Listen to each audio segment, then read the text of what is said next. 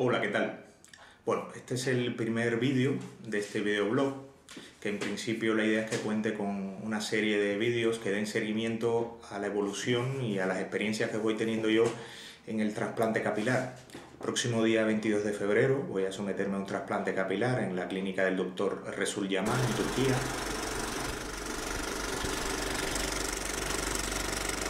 No se asustéis, compañeros, es una broma. Este es el vídeo del año. Allá vamos.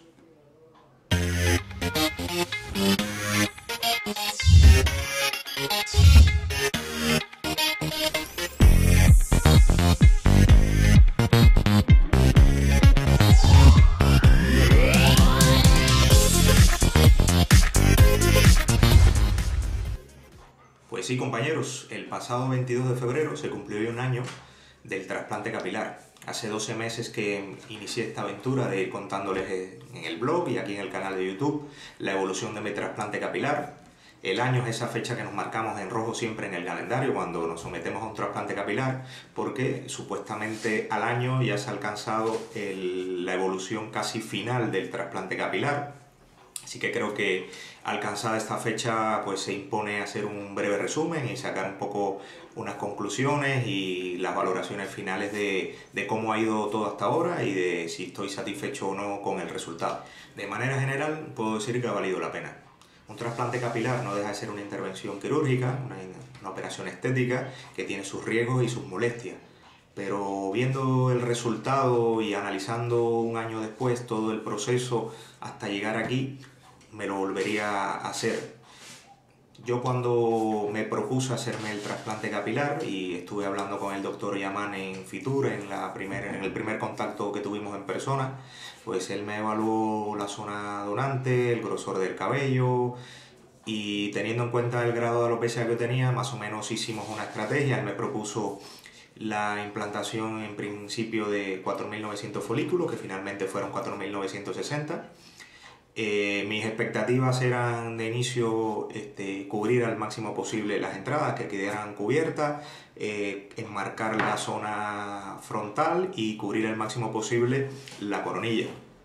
Tenía claro, como es lógico, que no iba a tener ni la densidad ni el volumen capilar de cuando tenía 20 años. El objetivo era pues tener una densidad suficiente para que no se notaran ni las entradas ni la coronilla se notara despoblada, o sea, un poco engañar a los humanos. Evidentemente no se puede tener la misma densidad capilar que en las zonas que a lo mejor conservo mi pelo nativo, pero bueno, en principio creo que ese objetivo lo he cumplido y estoy muy satisfecho. La supervivencia en general ha sido buena. El objetivo de cubrir las entradas está logrado, la línea delantera está marcada y bueno, ya sabéis que la coronilla es la que más lento va. Eso, digamos, de inicio lo tenía previsto, ya era algo que el mismo doctor me había comentado, de que en la zona de la coronilla la evolución es más lenta y de hecho incluso la supervivencia es menor. En ese caso, pues por tanto voy a dar un margen más de tiempo de evolución a la coronilla. No obstante, si yo comparo el punto de partida con el estado actual de la coronilla, el cambio es bastante notable también. O sea, en zonas donde antes no tenía ni un pelo, ahora hay bastante pelo, lo que es cierto que aún falta densidad. Entonces, la idea es dar un margen de 2 o 3 meses para que esa evolución un poco tardía pues siga progresando.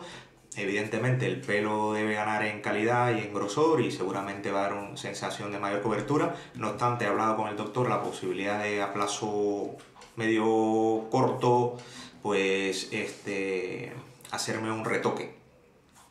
En principio, pero bueno, eso ya os contaré más adelante si me decido hacerlo o no, ya dependerá de cómo vaya la cosa en estos meses. En cualquier caso, de manera general, estoy muy satisfecho con el resultado, incluso con todo el proceso hasta ahora.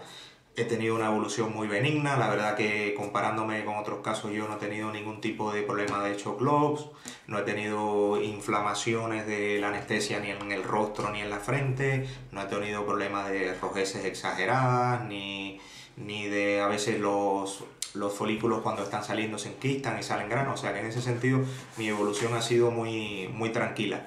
No ha sido tampoco muy precoz ni muy tardía, ha tenido una evolución constante mes a mes, yo he ido viendo los progresos y era dentro de lo esperado, o sea, una evolución normal. Así que en ese sentido también estoy muy contento. Pues no sé qué más decirle, dejarles como siempre al final las imágenes del vídeo, les voy a poner unas imágenes de ahora, unas imágenes también que grabé antes de someterme al trasplante para que se pueda comparar. Y nada, compañeros, a todos aquellos que me han seguido hasta ahora, darles las gracias, espero haberles servido de utilidad, por lo menos dentro de mi modesta experiencia. Y aquellos que están pensando en someterse a un trasplante, desearle mucha suerte, y a los que están evolucionando de un trasplante, pues lo mismo. Compañeros, como siempre, mucho pelo.